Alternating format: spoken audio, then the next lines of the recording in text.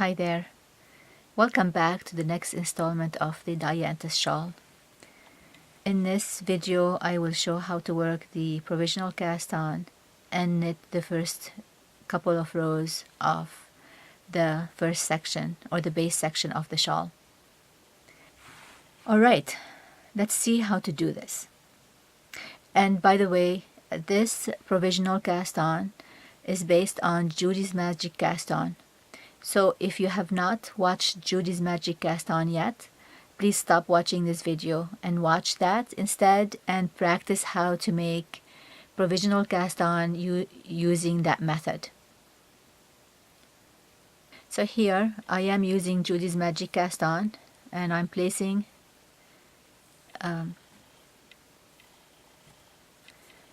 so I've got my tail yarn to the front and ball yarn to the back. I'm placing that on the top needle.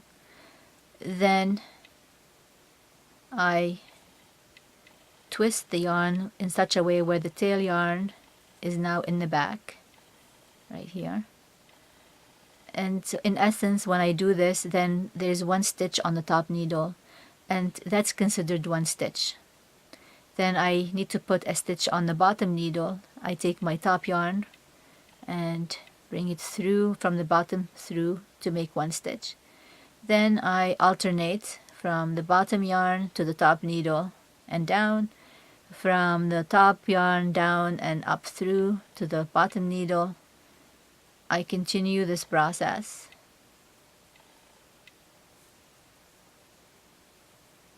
until I have 4 stitches on each needle tip. And at this point I'm finished with the cast on.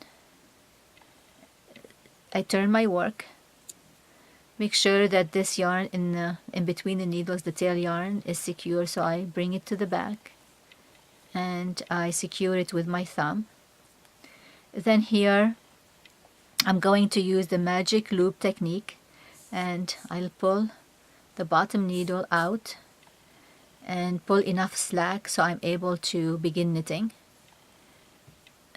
And my first stitch is a purl stitch, so this yarn has to be to the front, and then purl 1. This is per instructions. Then I knit 3,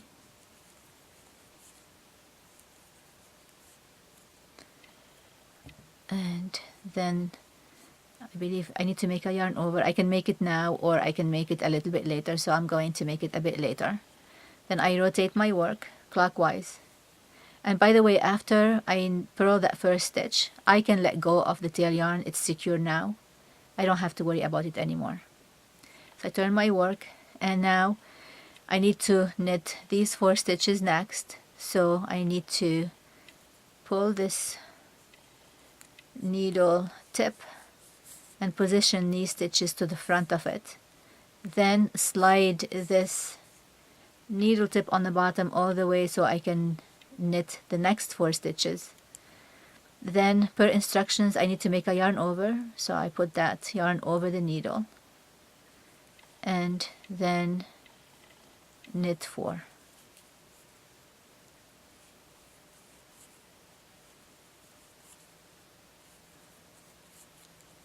Here we go. So in essence, this is the cast on. In addition to doing Judy's Magic Cast On with the 4 stitches, then I worked that first row and I completed my cast on. At this point, I will pull all of these stitches to the cable part of the needle together like this. And of course I need to turn my work. This is my working yarn in here. Then gently gonna squish them together like this, and then pull them gently to the front of the needle tip so I can begin knitting. So they're kind of squished together, but that's perfectly okay. This yarn, this tail yarn, is elongated, this stitch right now, but that's okay. We can pull it later, pull it tighter later, so we're okay to go to get started. So per the row 1, right now we need to begin knitting the chart. So I purl the first stitch per this chart instructions on row 1 and knit 3,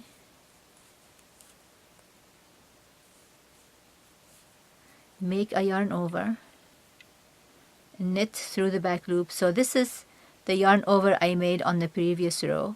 I'm going to knit it through the back loop. So I'm inserting my needle through the back loop and knitting it. Then make a yarn over again and knit 4.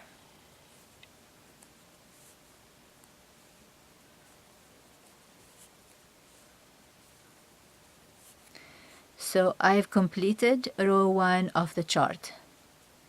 I turn my work and begin row 2. Purl the first stitch, knit 3, make a yarn over.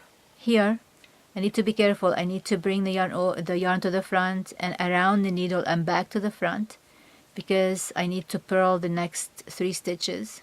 So this is my yarn over. I bring the yarn back to the front, purl 3,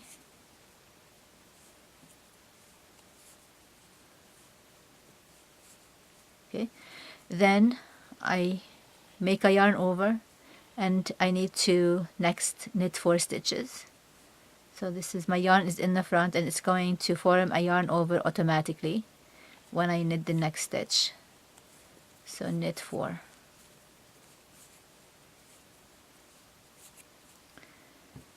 Here I have completed row 1 and row 2, and let me show you.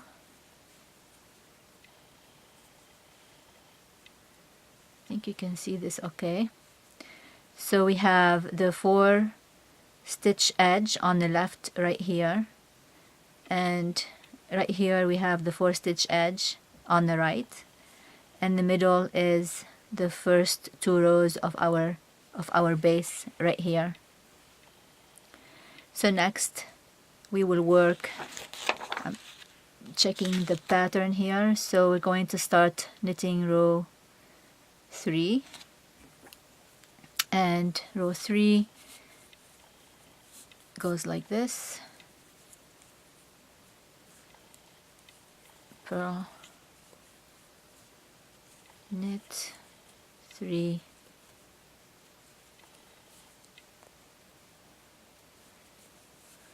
yarn over, knit 1, yarn over, knit 1. I'm actually making a yarn over between every stitch, and that's because, as I mentioned before, we decrease very quickly to make sure that this garter tab does not pucker, and that's necessary.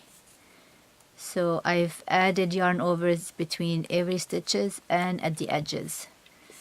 So you'll notice here I have my yarn over on the edge, and then a yarn over between, oops, I forgot a yarn over in here. I will add it on the next row when I work the next row. So if you do that, then just simply lift. On the next row I will lift this float in here, or this strand in here, and I will knit it. Let me show you, just in case you make this mistake too.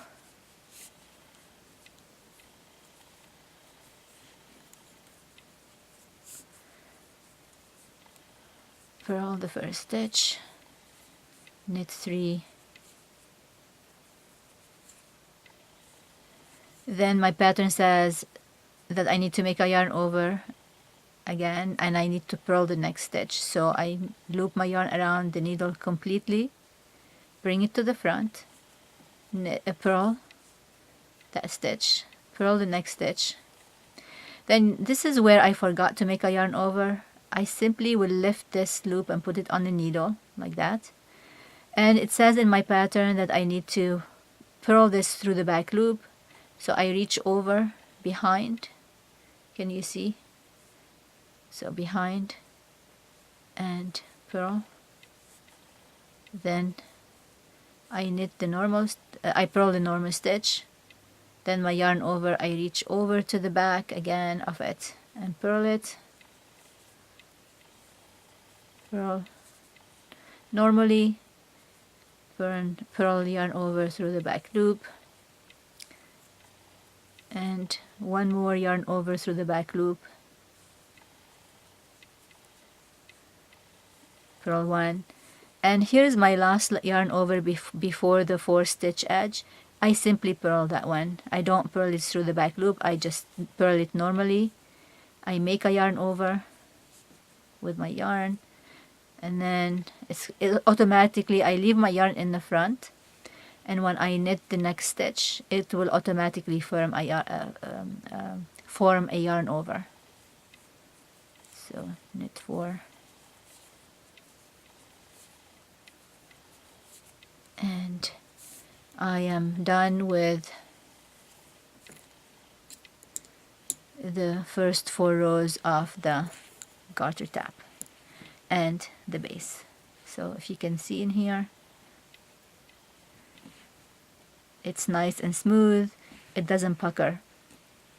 And you notice that we're adding yarn overs every row before and after, like the 4-stitch edge on the right and on the left.